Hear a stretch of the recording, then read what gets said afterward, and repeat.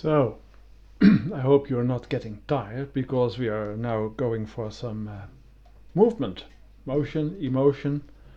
Um, we'll have movement on the computer screen. Let's see what I mean. Here you have Mario walking in Amsterdam. Now, I don't think that you can use Saxon-JS for a first-class shooter or GTA-like game. But back in the 80s I played Leisure Suit Larry, which was the last game that I ever played. And I think you could program that game with Saxon.js if you really wanted. So we saw this little man walking. Now let's see how this was programmed. The HTML file is in fact rather simple. We'll open it. It consists of a division with the ID Mario, and it has a background image which is Amsterdam. Also we specify the height of the division.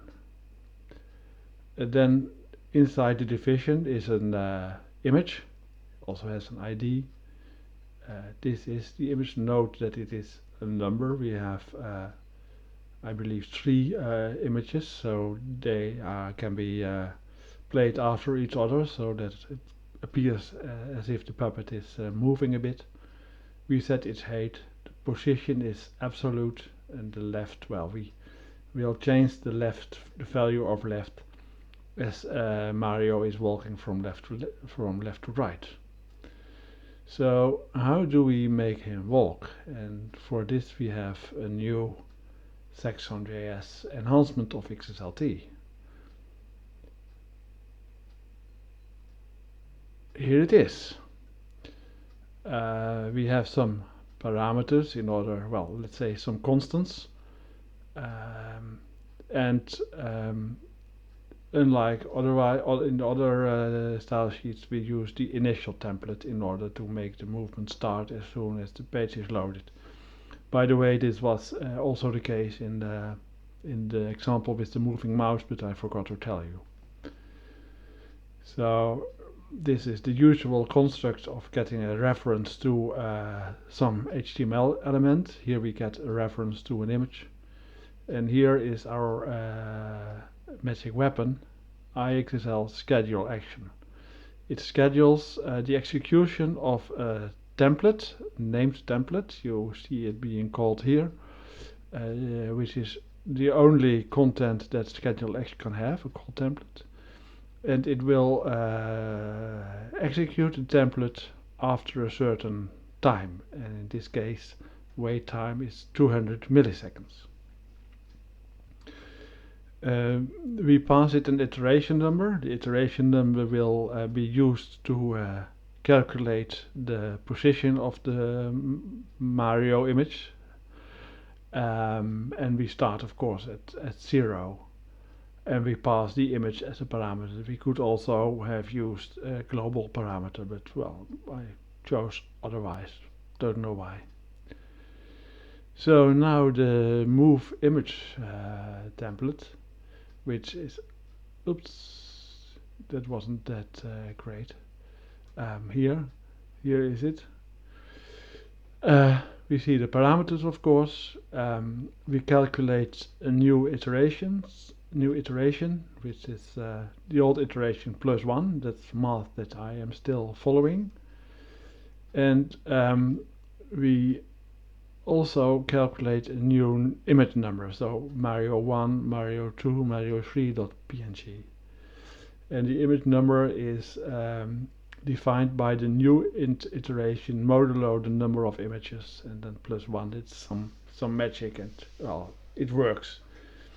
We use this number to calculate the new path to the new image source, and we have here some complicated search and replace operation, but it boils down to that we match here some numbers and we replace that numbers with the new image number. So if we have Mario 1, it gets replaced by Mario 2 and so on. Then we use IXSL set attribute for the source attribute of the image, and we set it to this newly calculated source. And then we make it move. We set the style attribute, the left attribute of the style, and this is the iteration times the delta x, that is 5. So iteration 3, we will set the left value of the left attribute to 15 pixels for the image. So now we have moved Mario 15 pixels, or a number of pixels, to the right. And then we should prepare for the next iteration. And we do not iterate, we use recursion.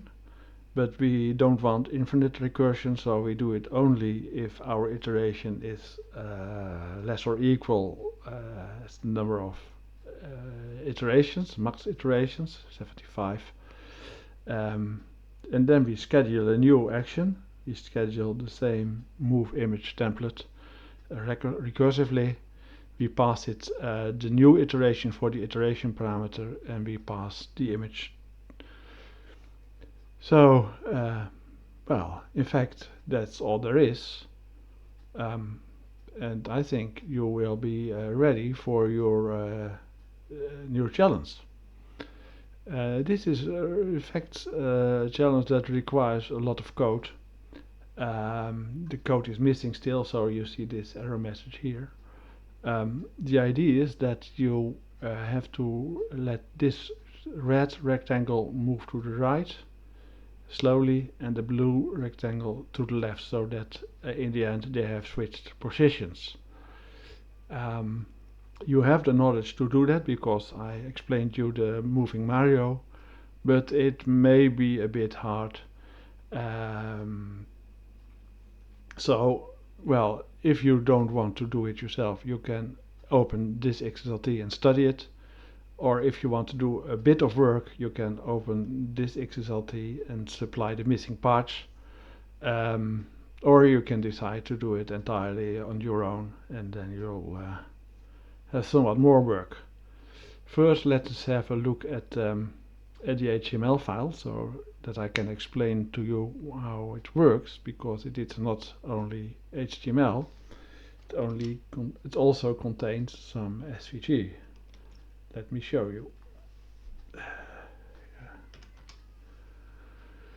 Here it is, and you see this SVG. Oxygen doesn't agree with it, but it's quite alright. Interesting part of this SVG are these two SVG rectangles. They have an ID rect1 and an ID rect2. They have an x coordinate. This one should be increased so that this rectangle moves to the right, and this one should be decreased so that it moves to the left.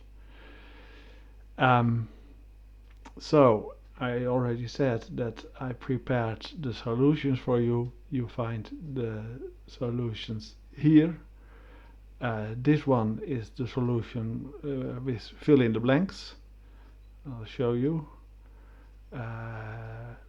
Where it says your code here, you have to, well, of course, insert your code by understanding what the rest of the code does. If you want to see the real solution at work, this is your friend, because here it's solved. And if you want to do it on yourself entirely, then this is not your friend, because I wanted to open the XSLT. This is an empty template. And oh well, maybe I forgot to explain something. We have here a static variable debugging. Maybe it's a relic, but let's see. Oh, this is the wrong style sheet. I'm blundering here.